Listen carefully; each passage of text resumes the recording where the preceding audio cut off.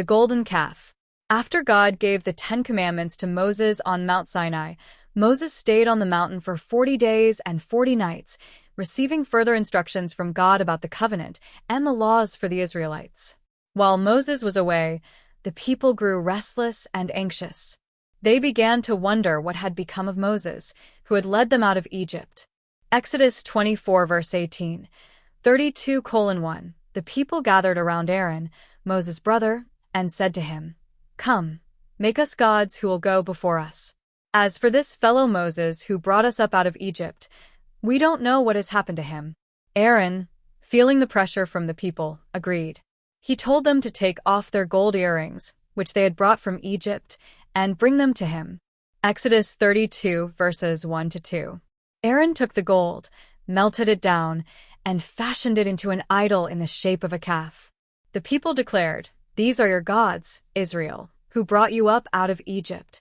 Aaron then built an altar in front of the calf and announced, "Tomorrow there will be a festival to the Lord." The next day, the people rose early and sacrificed burnt offerings and presented fellowship offerings.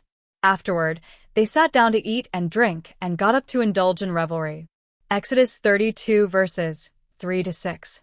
Meanwhile, on the mountain, the Lord said to Moses, "Go down, because your people, whom you brought up out of Egypt, have become corrupt. They have been quick to turn away from what I commanded them and have made themselves an idol cast in the shape of a calf. They have bowed down to it and sacrificed to it." God was so angry with the people that he told Moses he was ready to destroy them and make Moses into a great nation instead. Exodus 32 verses 7-10. But Moses pleaded with the Lord, asking him to relent and not bring disaster on his people. He reminded God of his promises to Abraham, Isaac, and Israel, Jacob. The Lord listened to Moses and relented from bringing the disaster he had threatened. Exodus 32 verses 11-14. Moses then descended the mountain with the 2 tablets of the covenant law in his hands. When he saw the golden calf and the people dancing, his anger burned, and he threw the tablets out of his hands, breaking them to pieces at the foot of the mountain.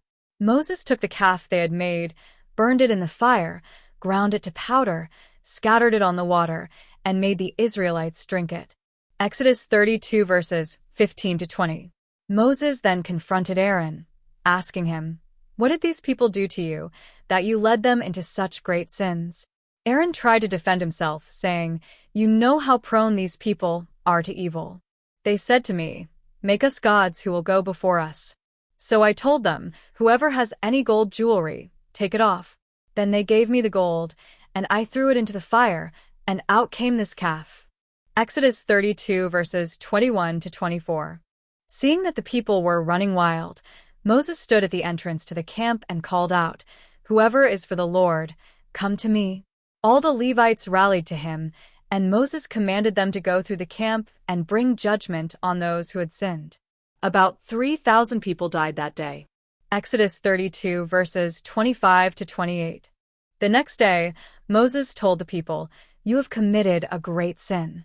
But now I will go up to the Lord. Perhaps I can make atonement for your sin." Moses returned to the Lord and asked him to forgive the people, even offering to have his own name blotted out of God's book if it would save them. But the Lord replied, "Whoever has sinned against me, I will blot out of my book. Now go, lead the people to the place I spoke of, and my angel will go before you." Exodus 32 verses 30-34. Though the Lord sent a plague on the people because of what they did with the calf, he continued to guide them toward the promised land, showing both his justice and his mercy. Exodus 32 verse 35. Reflect on the story of the golden calf.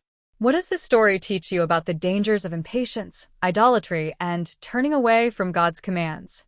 How do you respond when you feel like God is distant or when things aren't going according to your expectations?